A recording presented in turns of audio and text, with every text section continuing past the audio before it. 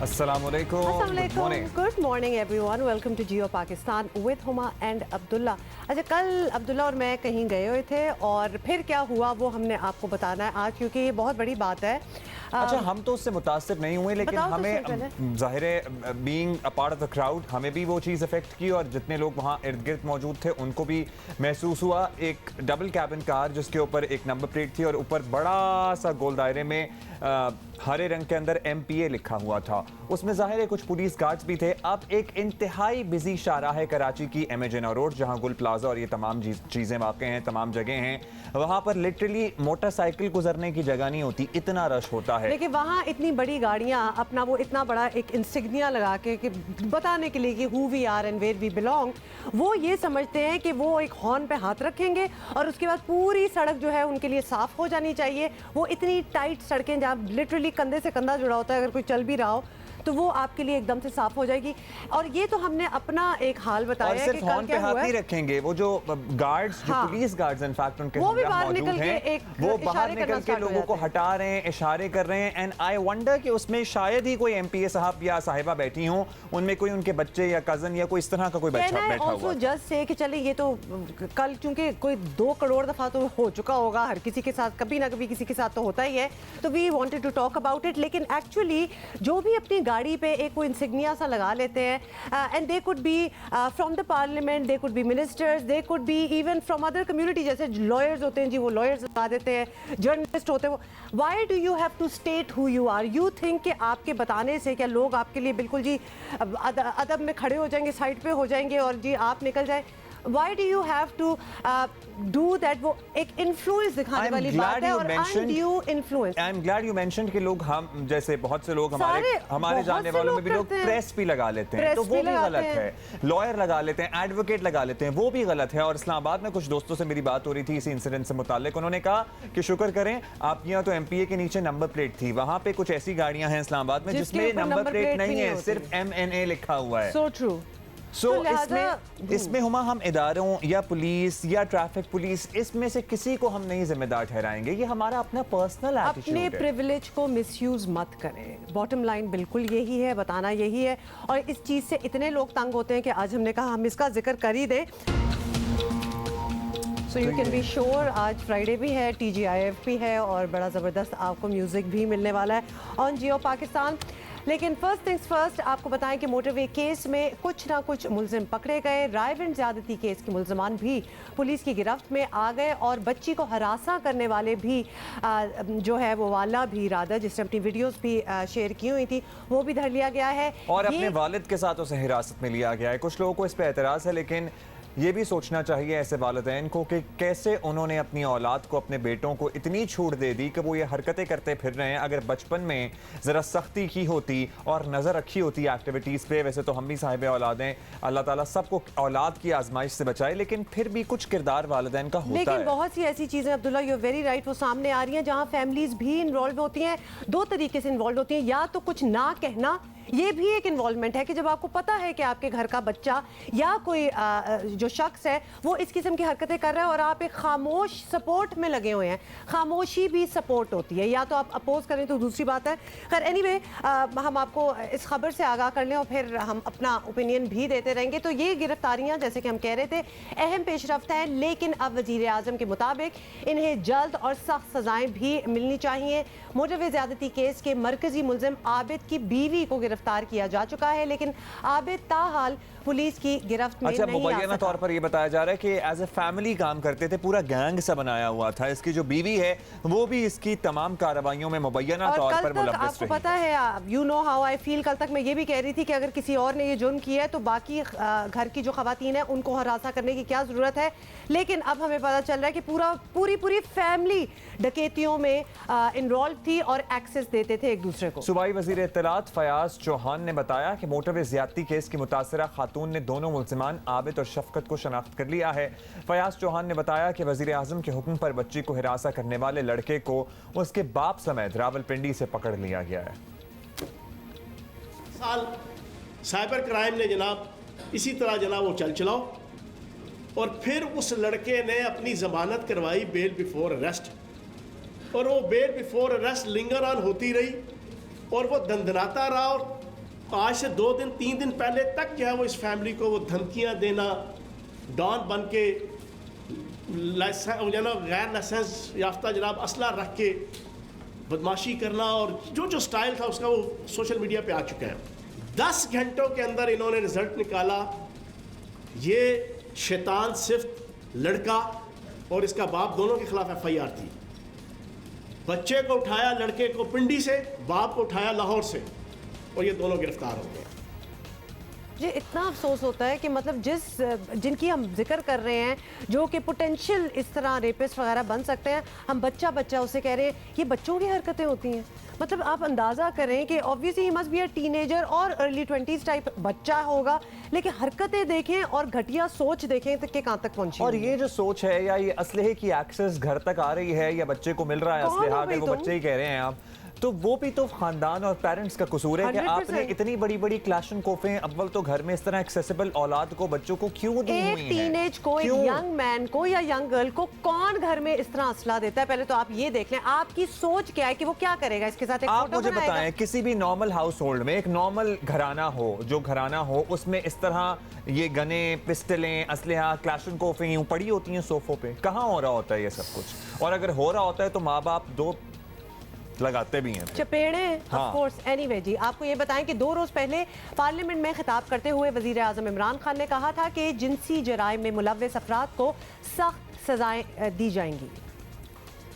तैयारी कर रहे हैं एक बिल की, लेजिस्लेशन की, जिसमें इबरतनाक सजा हो। खौफजदा हो लोग ये करते हुए उनको पता हो कि किसी की जब वो जिंदगी तबाह करेंगे तो उसके कॉन्सिक्वेंसेस है। सो इंशाअल्लाह ये बिल तैयार हो रहा है, ये आपके सामने चंद दिनों में हम पेश करेंगे, और उसमें सिर्फ यही नहीं कि इबरतनाक सज़ा देनी चाहिए, उसके ऊपर भी डिस्कस कर रहे हैं, लेकिन ये भी कि जो हमने ये भी असेस किया कि ये भी जो हाल अगर हम पकड़ भी लें और इंशाअल्लाह एक तो पकड़ के दूसरे को पकड़ भी लेंगे, उसके बाद भी उसको कन्विक्ट करना आसान नहीं है, क्योंकि जो जिस तरह की एविडेंस चाहिए अदालत के अंदर वो बहुत मुश्किल होता है, क्योंकि जाहिर है जिस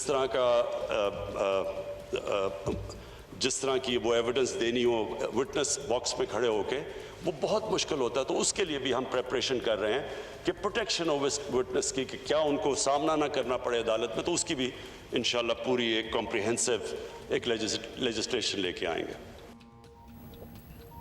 उधर रायवेंट में डकैती के दौरान खातून से ज्यादती के 2 मुलजिम भी पकड़े गए हैं। पुलिस की ये कामयाबी काबिल तारीफ है, लेकिन इंसाफ उसी वक्त होगा जब मुजरिमों को अपने किए की सजा मिलेगी। और ये जो रिपीटेड ऑफेंडर्स हैं, कैसे सिस्टम को ठीक करने की ज़रूरत है, ये सवाल बार बार लोग पूछ रहे हैं, हमसे भी पूछते हैं। कल मेरे एक रिश्तेदार का फ़ोन आया, वो कह रहे थे कि अब ज़रा मुझे बताएं, समझाएं कि किस तरह से एक इंसान जिस पर पहले रेप के केसेस दर्ज हों, डकैती के केसेस दर्ज हों, वो ज़मानत पर रिहा होकर बाहर घूम रहा है, रेप के केसेस दर्ज हों, और ये राजीनामे और ये सुलह और ये सारा सिस्टम, इसको भी रिव्यू करने की जरूरत है। और जबकि आपको पता है कि जुर्म ऐसा है खासतौर पे रेप वाला कि अब हमने देखा है कि opportunity gives rise to a rapist.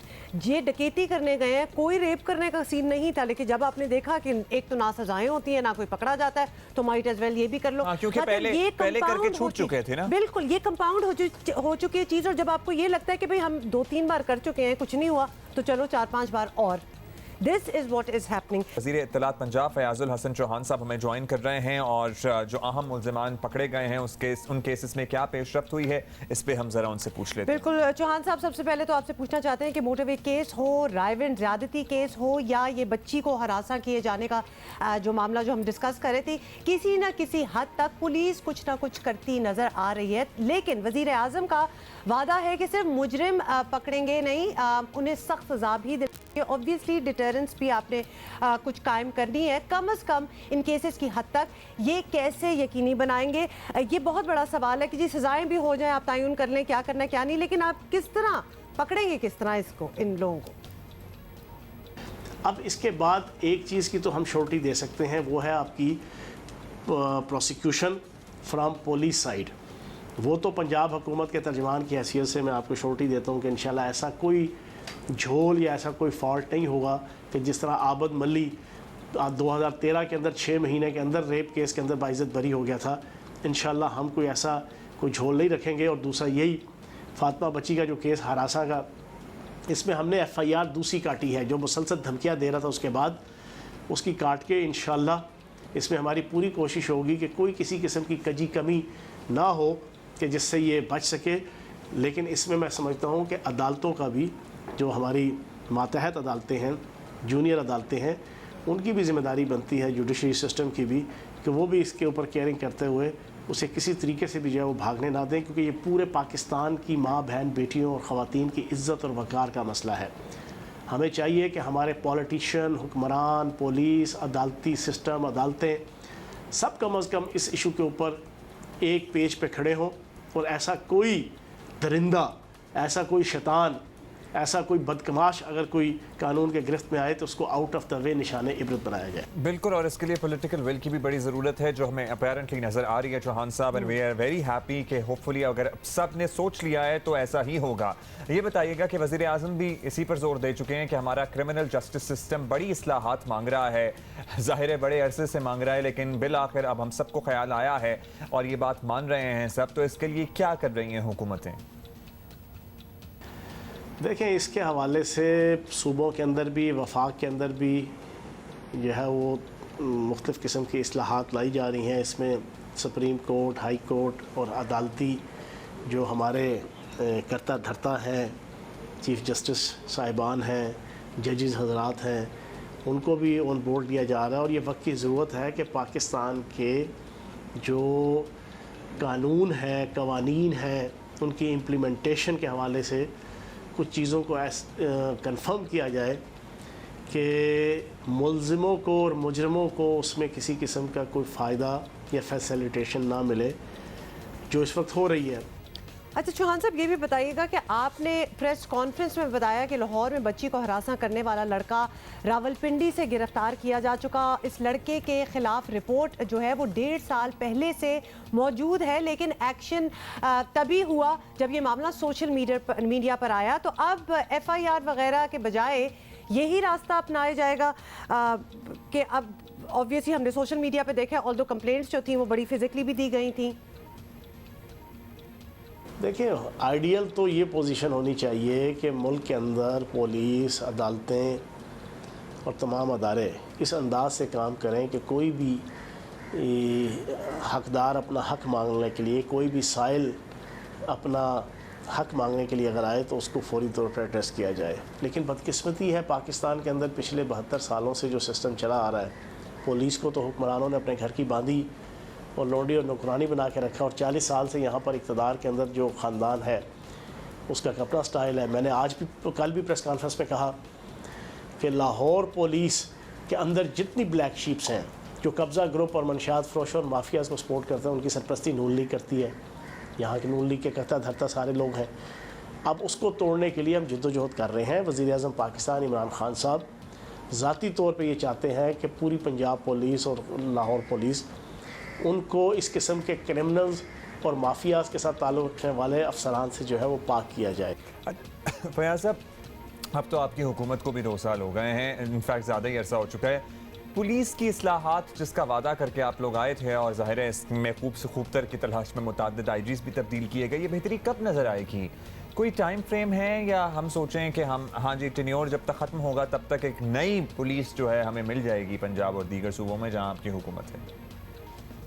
ख़ुसूसन पिछले 1 साल के अंदर कि जो CPO और DPOs हैं 36 अजला के, वो प्रोफेशनल लोग लगाए जाए, और उसमें हमें कुछ कामयाबी भी हुई।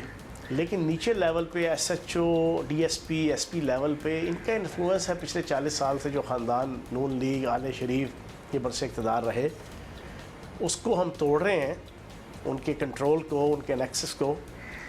और इंशाल्लाह अभी जो इनाम गनी साहब की क़यादत में हमने नया IG और फिर इसी तरीके से लाहौर के जो पाकिस्तान तो पंजाब का हब है, उसका जो CCPO चेंज किया और शेख उमर साहब को लाया गया, उसके पीछे बुनियादी ऑब्जेक्टिव यही है।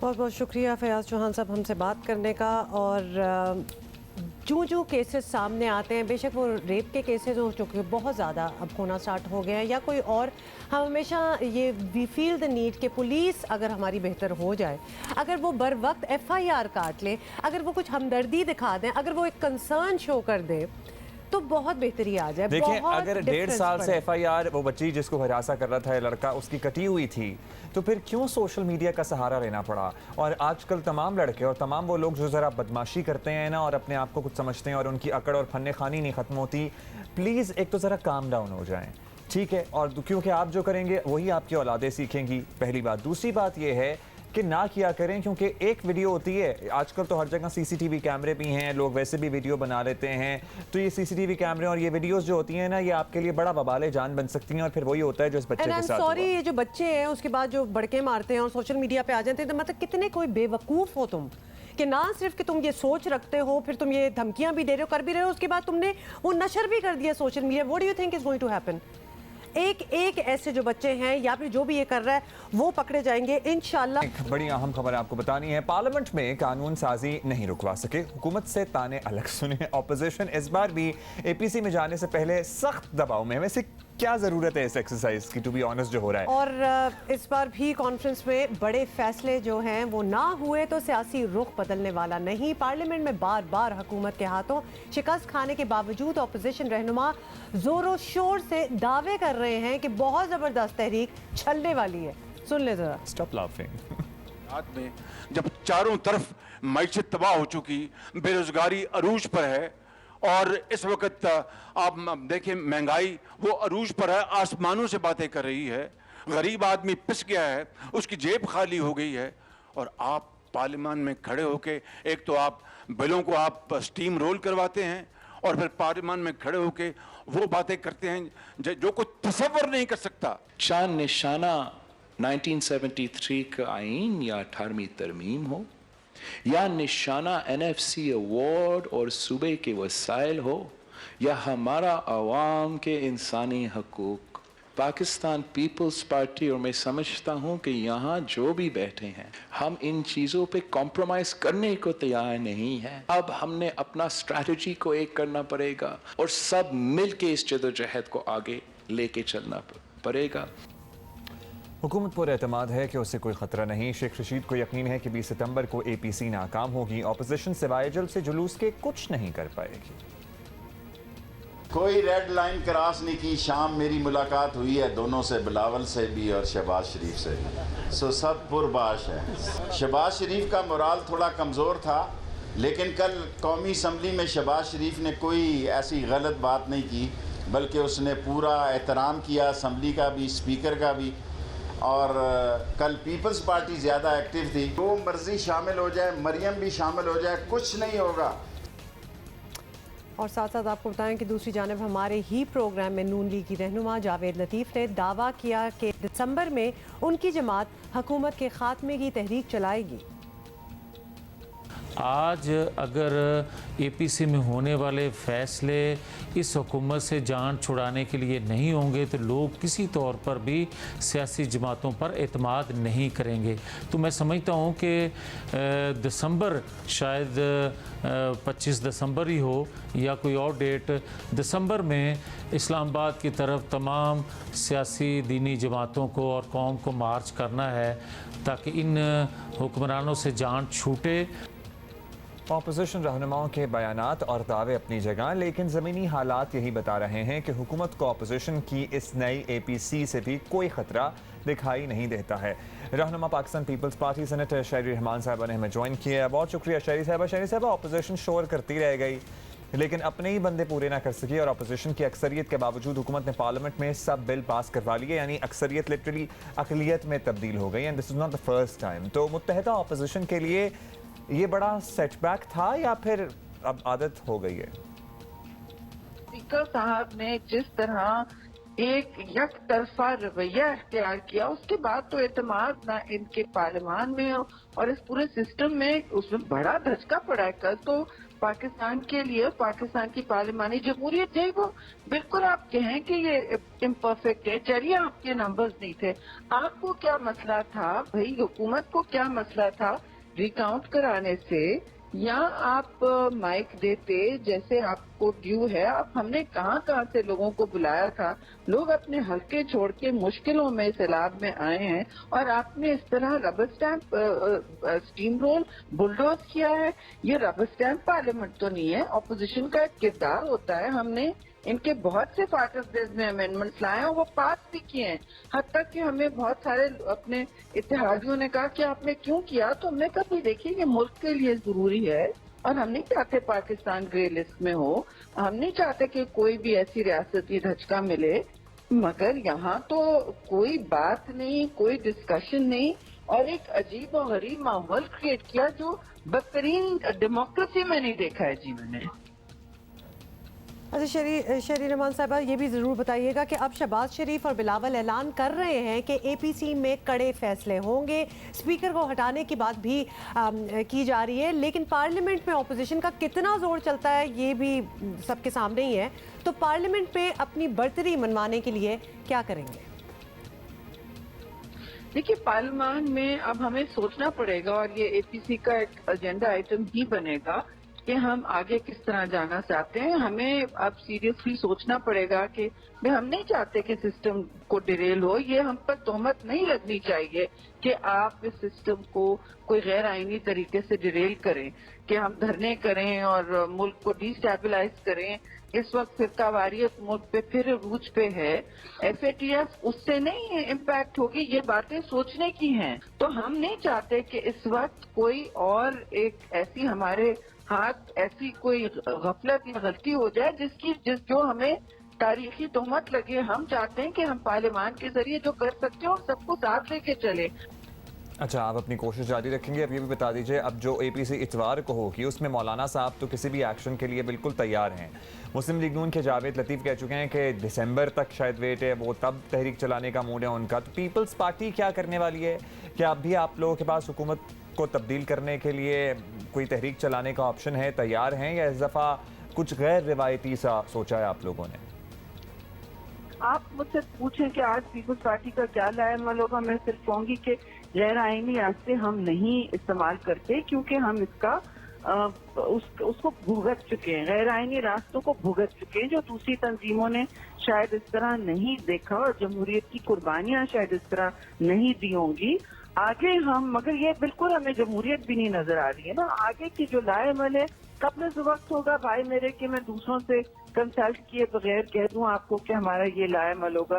ये तो हम एक दूसरे को मुतदिल करेंगे, एक दूसरे के जो एक्सट्रीम बातें हैं उनको इन इस किस्म की अंजुमन में, इस तरह की मीटिंग में ये की जाती हैं कि भाई आपका ये मिनिमम कॉमन एजेंडा बनाएं जिससे आप मुल्क को इन आगे की इंतशार की आगों से बचा सकें। ठीक है, शुक्रिया आपका शहरी रहमान साहब हमारे साथ मौजूद थे। लेट्स सी के संडे के बाद क्या सूरत हाल बनती है, लेकिन ऑपोजिशन के लिए हालात कोई साजगार है नहीं। और हमने आपसे पूछा कि आप अपने इंसिडेंट्स हम तक पहुंचाएं, हमें बताएं, तो कितने ही लोगों ने दसियों इंसिडेंट्स और वाक़यात लिख दिए हैं जहां उन्हें महसूस हुआ कि वो किसी और से सड़क पर जो कि गाड़ी में जा रहा है और उसके पीछे कुछ गार्ड्स भी हैं और कुछ सिक्योरिटी भी है, उससे कमतर उन्होंने अपने आप को महसूस किया। और एक्चुअली आपको कुछ करने से, even when you are right, आपको पता है कि आप सही हो, आप बिल्कुल हक की बात कर रहे हो, सही बात कर रहे हो, लेकिन एक वो खौफ आ जाता है। बहुत से ख़वातीन हमें ये भी अपना एक्सपीरियंस बता रही हैं कि जब हमें पता होता है कि हम सही कर रहे हैं, लेकिन हम अगले को इसलिए नहीं सुनाते because you never know what they might do. और ख़वातीन ड्राइवर्स को ज़्यादा शिकायत है क्योंकि उन्हें ज़्यादा हरास किया जाता है even when they are driving.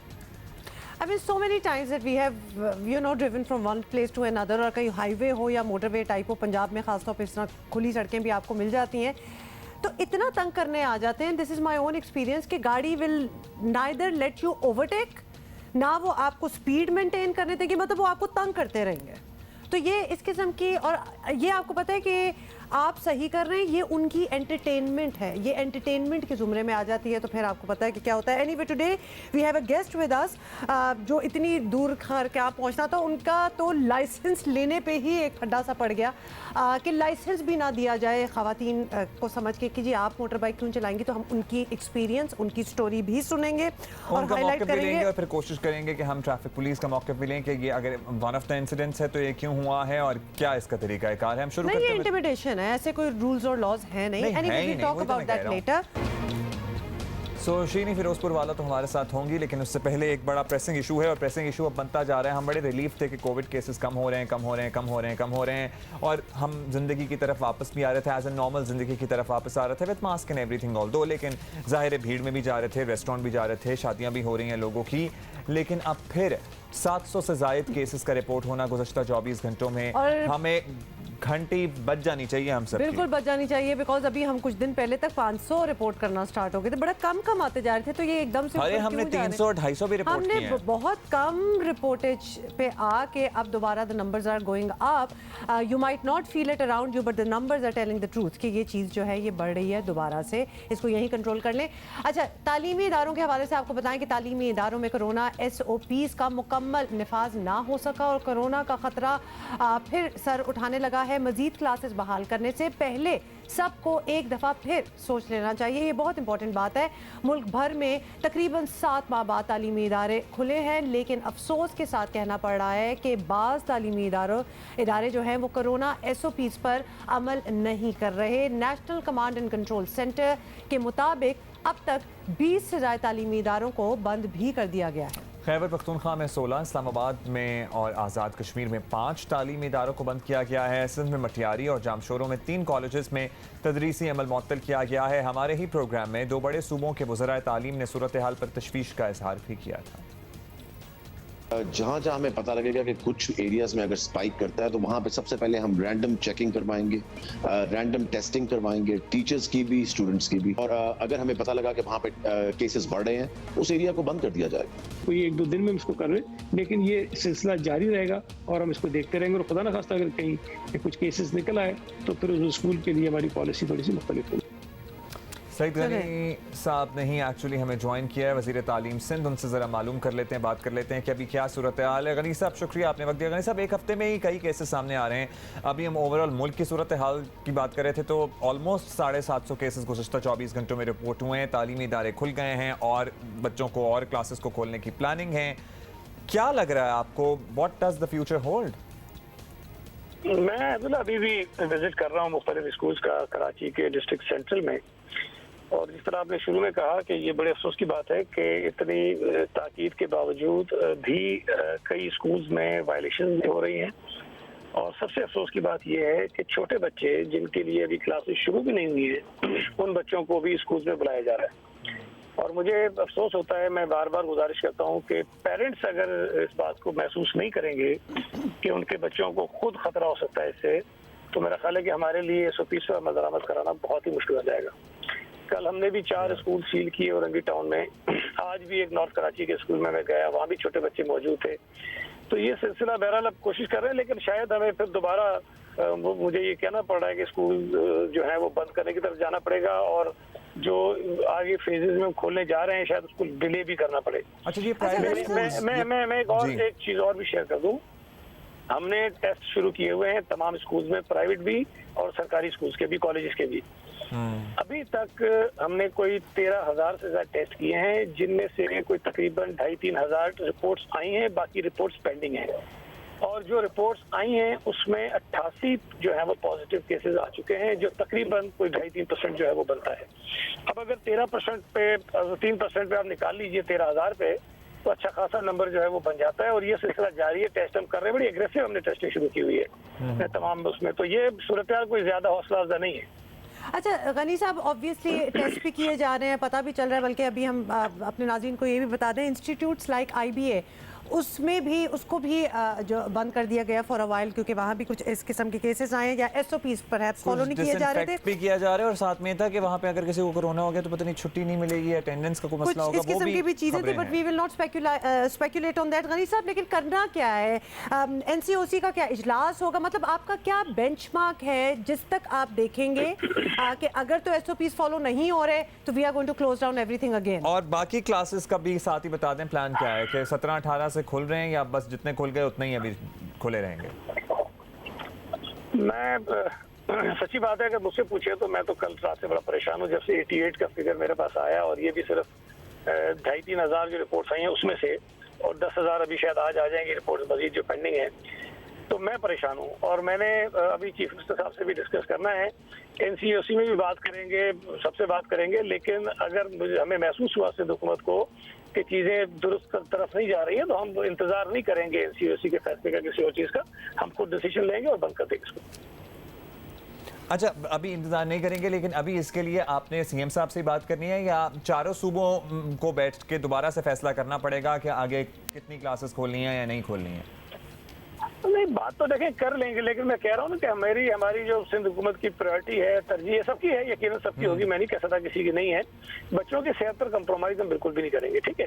तालीम उनकी मुतासर हुई है, खुदा न खास्ता मजीद भी हो सकती है, लेकिन जो हालत मैंने कल स्कूल्स में देखी, आज मैंने देखी है, वो नाकाबिले बर्दाश्त है। वो अफोर्ड ही नहीं कर सकते कि आप इस तरह बच्चों को एक्सपोज करें। और मैं आपको बता रहा हूँ, आज भी जिस स्कूल में मैंने बच्चे देखे, एक तो बुलाए हुए थे, किसी ने मास्क भी पहना हुआ था, कोई सोशल डिस्टेंसिंग नहीं थी।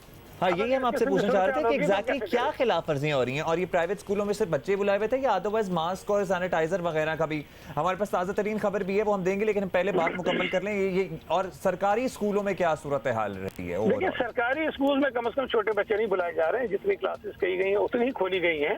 वहाँ पर मास्क भी अक्सर बच्चों के पास हैं, अगर नहीं है तो मैंने खुद अपनी गाड़ी में बहुत सारे रखे हुए, मैं दे रहा होता हूँ सबको।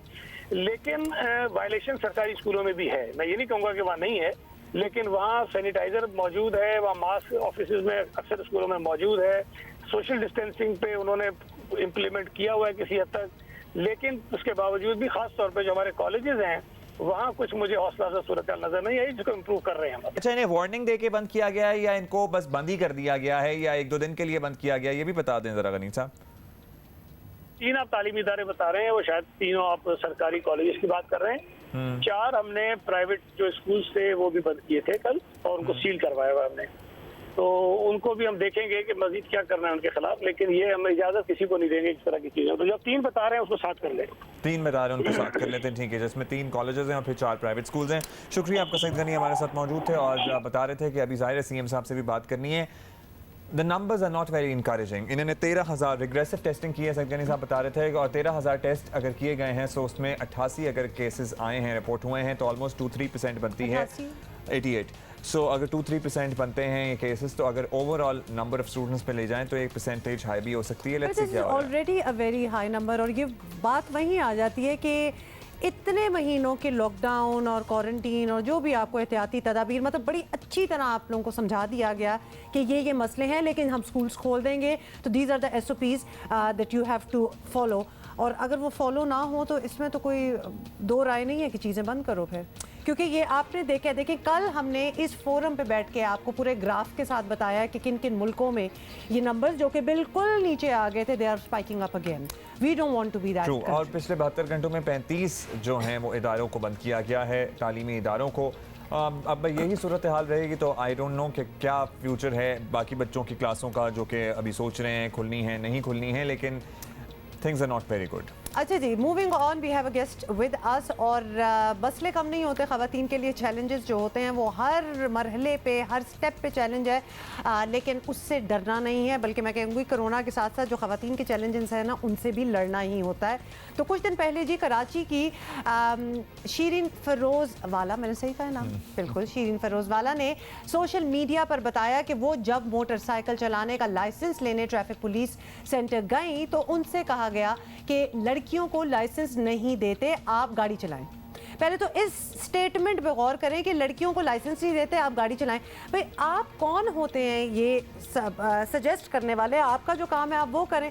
खैर बात, ये बात जो है ये सोशल मीडिया पर आई तो जहां ऐसी सोच पर तनकीद की गई, वहीं हुकूमत से मुतालबा किया गया कि शीरीन को लाइसेंस मिलना चाहिए। वज़ीर आला सिंध के मुशीर मुर्तज़ा वहाब ने बराह रास्त मुदाखलत की, बिलाखिर शीरीन को उनका लाइसेंस मिल गया। शीरीन का तजर्बा कैसा रहा उन्हीं से जानेंगे। ऑल्दो द मामला सेटल ना हो, लेकिन हम शीरीन फिरोजपुर वाला से पूछेंगे कि और किसी लड़की को ये एक्सपीरियंस ना करना पड़े, एग्जैक्टली हुआ क्या।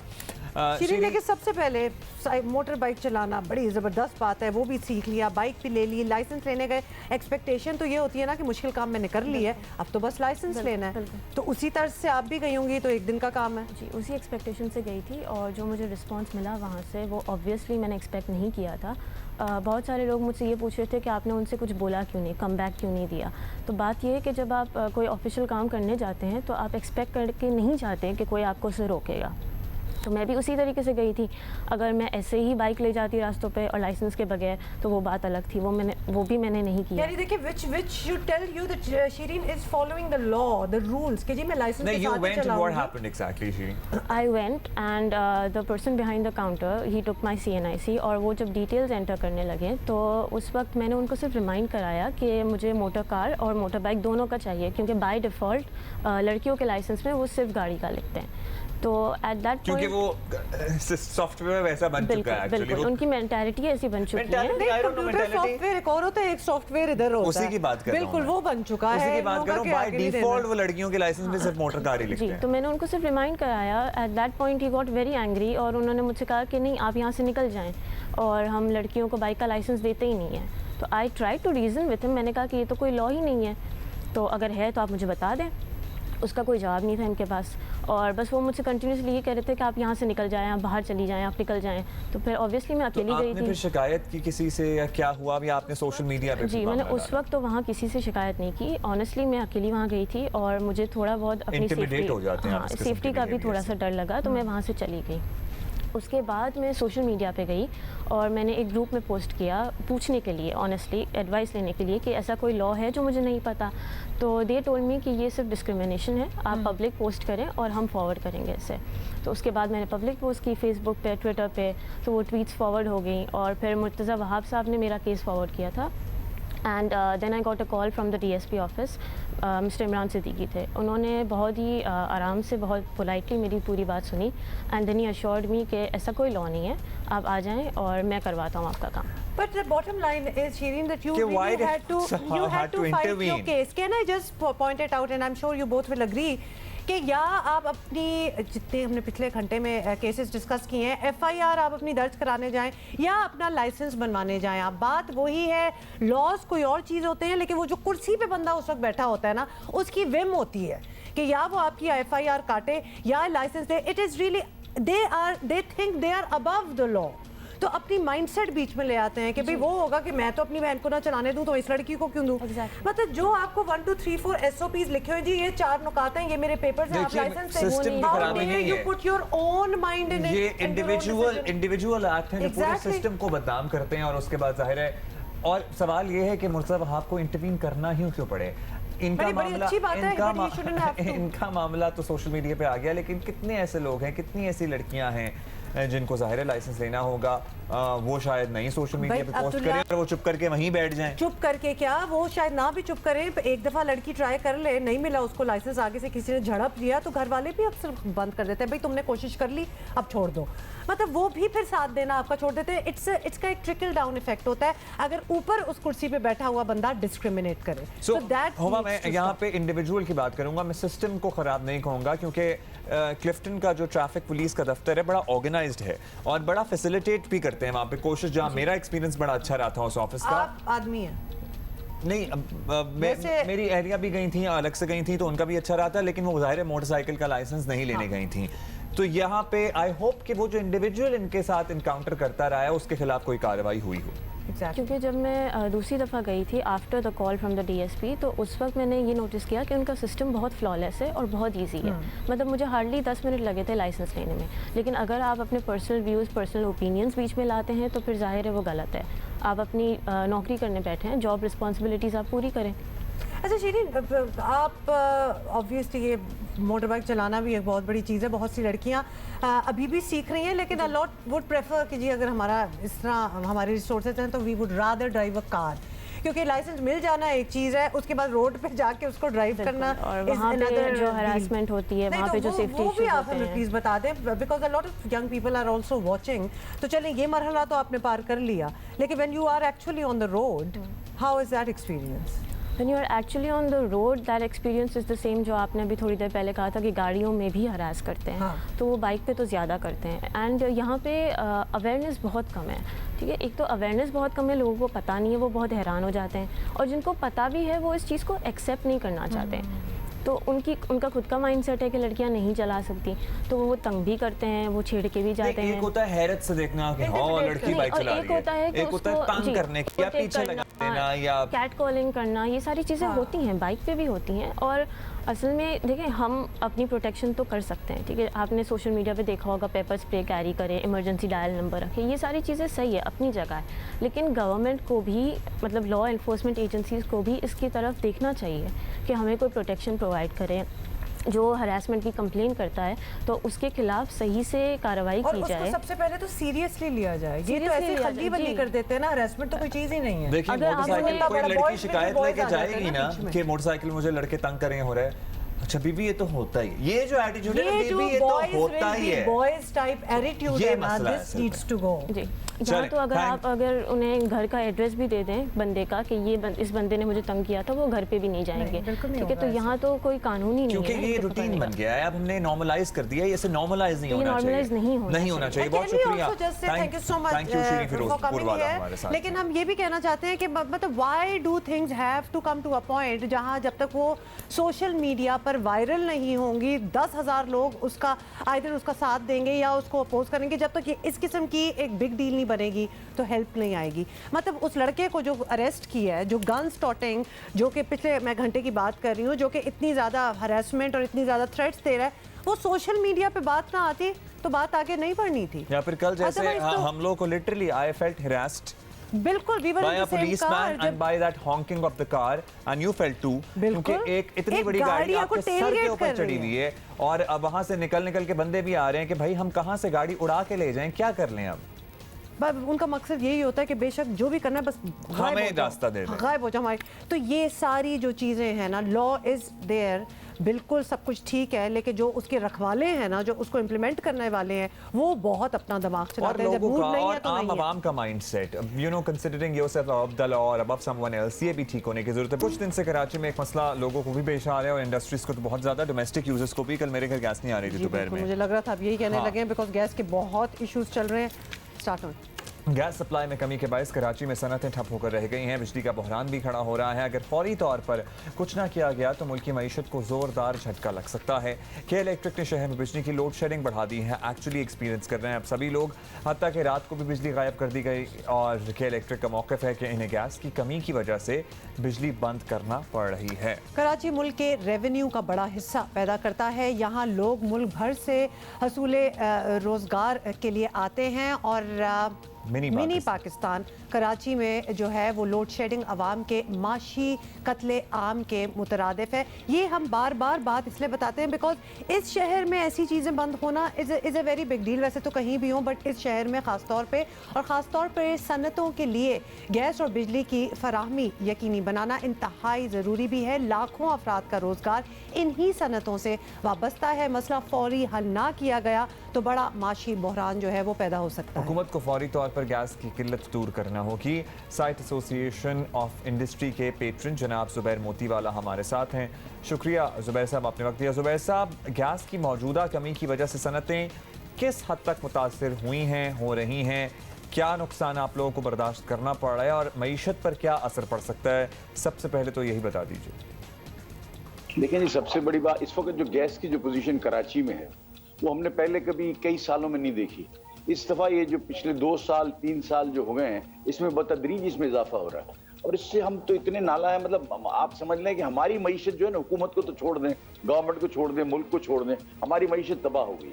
आज भी जब आपसे बैठ के मैं जो बात कर रहा हूँ, 0 प्रेशर है साइट के इंडस्ट्रियल एरिया में, which is the oldest industrial area जहाँ मेरी फैक्ट्री है। मैं फैक्ट्री के अंदर बैठा हूँ, एक कतरा एक मॉलिक्यूल गैस नहीं है। और मैं गैस कंपनी से बातें कर करके, कल भी मैं उनके साथ पूरे एक डेलीगेशन को लेके एसएसजी मैंने मीटिंग की है, उन्होंने भी कहा कि हमारे पास आगे से गैस नहीं आ रही है, आपको वेक ऑफ कर लें, ये कर लें। इंतहाई बुरे हालात हैं और हम जो है ना सिर्फ गैस की वजह से एक्सपोर्ट के ऑर्डर्स नहीं भुगता सकते और हमारी शिपमेंट्स बाय एयर होती हैं। गैस की वजह से हम लोकल की मार्केट को कैटर नहीं कर सकते और गैस की वजह से हमको बड़ा लंबा नुकसान होता है, बिकॉज हमारा प्रोडक्शन और हमारी ओवरहेड कैपेसिटी और ओवरहेड कॉस्ट इतनी बढ़ जाती है कि हम नफे की जगह पे नुकसान पे आ जाते हैं। हम तो हुकूमत से 12 अपील कर चुके हैं, आज आपके तवज्जुह से मैं करता हूँ कि खुदारा इसको देखें ना, आपकी मईशत भी, मुल्क की मईशत जा रही है, हम तो बिल्कुल बैंकरप्ट हो जाएंगे। जी जुबैर साहब, गैस में कमी के बायस बिजली का बहरान भी खड़ा हो गया है, तो आप लोगों को वजह बताई गई है कि ये गैस क्यों नहीं मिल रही, मसला कहाँ पर आया है, ये इस पे कोई बात हुई है आपकी? देखिए, ये जो इस वक्त जो कमी चल रही है आज की नहीं है, ये 3-4 साल से बतदरीज इस कमी में इजाफा हो रहा है। और इसकी जो रीजंस हमको देते हैं वो यही देते हैं कि डिप्लीशन ऑफ फील्ड्स है। और डिप्लीशन ऑफ फील्ड्स है तो पिछले सालों में ये होता था कि नई फील्ड्स आती रहती थी। अब पिछले 5-7 साल के अंदर नए एक्सप्लोरेशन लाइसेंस देने के ऊपर लोग इन्वेस्टर्स को बुलाकर नई जो है ना फाइंड्स के ऊपर कोई तवज्जो नहीं दी उन्होंने, नई एक्सप्लोरेशन पे कोई तवज्जो नहीं थी। इसकी वजह से अब नई फील्ड्स का आने का सिलसिला जो है वो स्लो हो गया है। तो पहले वो कंपनसेट कर देता था कि फील्ड की ज़ाहिर एक लाइफ होती है, उसके बाद ये फील्ड, ये क्यों नहीं किया गया? मेरा सवाल ये है कि मौजूदा हुकूमत को ये देखना चाहिए कि भाई ये कहाँ ये गलती हुई और क्यों ये फील्ड्स नई नहीं आई। दूसरी बात जो है इस वक्त जो हो रही है, अगर आप इंडस्ट्री का पूछते हैं तो industry is passing through the worst of the infrastructure crisis. आज जो पोजीशन है कि हमारे पास गैस नहीं है, बिजली की लोड शेडिंग हो रही है, पानी की अवेलेबिलिटी नहीं है, तो ये 3 चीजों से ही तो इंडस्ट्री चलती है।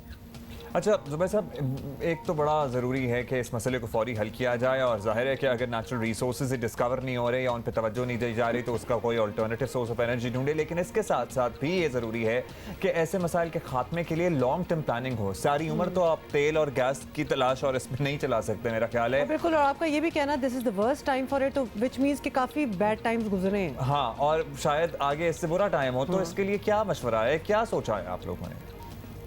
NGPL को हमारे से ज्यादा गैस हम आप कंट्री को देते हैं, सिंध की निकली हुई गैस, यानी 2600 MMCF में से हम सिर्फ 1200 रखते थे, आज तो वो हमको 1000 मिल रही है, लेकिन उनको 1200 जो जा रही है।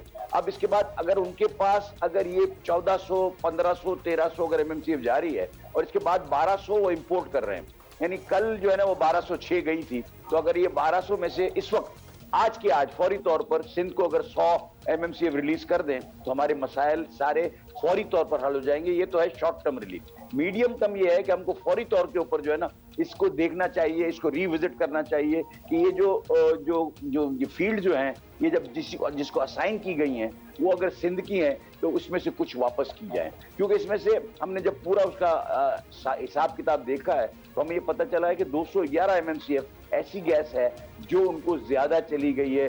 I don't know what the reasons were, लेकिन हिस्ट्री के अंदर ये कभी हुआ है। वो 211 MMCF को उनको वापस कर देना चाहिए। अगर वापस आ जाती है तो हमारा कोई 1-2 साल का जो है ना मीडियम टर्म मसला हल हो जाता है। ठीक है जी, बहुत शुक्रिया आपका। हमारे साथ जुबैर मोतीवाला साहब मौजूद थे। इस मामले पे यकीनन गौर होना चाहिए, लेकिन पुराने गैस के कुएं अगर डिप्लीट हो रहे हैं और नए नहीं मिल रहे हैं या उनको तलाश ही नहीं किया जा रहा है तो उस पर भी गौर करना चाहिए। फिर सबको मिलकर सर जोड़कर ऑल्टरनेटिव सोर्सेज ऑफ एनर्जी की तरफ अब जाना होगा। अल्टीमेटली तो वही फ्यूचर है पूरी दुनिया का। आप ये सारी बातें कर रहे तो मैं सोच रही थी कि कौन सी वो जगह है, कौन सा वो एवेन्यू है, इंडस्ट्री है जहाँ कोई मसला नहीं है। मतलब हम आपको life is tough but it's tougher over here I must say.